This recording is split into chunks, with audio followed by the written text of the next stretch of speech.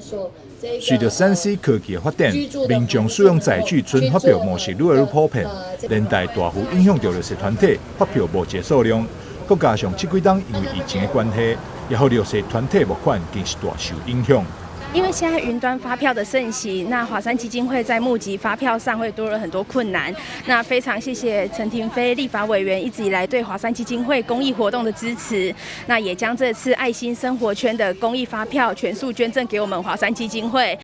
为了帮助华山基金会募集照顾长辈经费，同时也为了2050净零碳排目标来努力。立委陈亭妃结合立务局以及多位民代，共同举办爱心生活圈的活动。民众只要用2张发票，就会当换小树苗回去厝。我们鼓励大家，就是可以拿着发票，又可以捐给弱势，又可以换取我们的树苗。所以这一次我们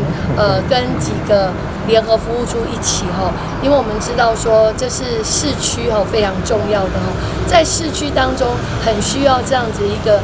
生活圈的一个感受呼吸，所以呢我们就不希望说大家这个长途跋涉，或者是说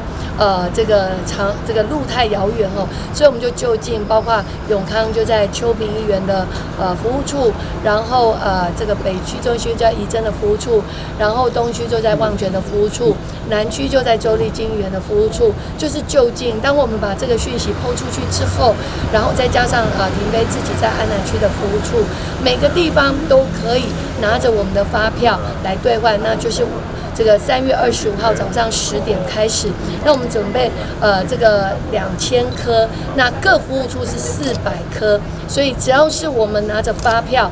可以到我们这几个服务处去做兑换，然后我们这个发票就全数完整的捐给了我们的华山基金会。爱心生活圈活动将在3月25号上午10点，在立法委员陈亭妃安南服务处。陈亭妃甲台中北区服务处、市原陈树平永康服务处、市原就立经服务处以及蔡王泉东溪服务处，互民众用发票来换钞票。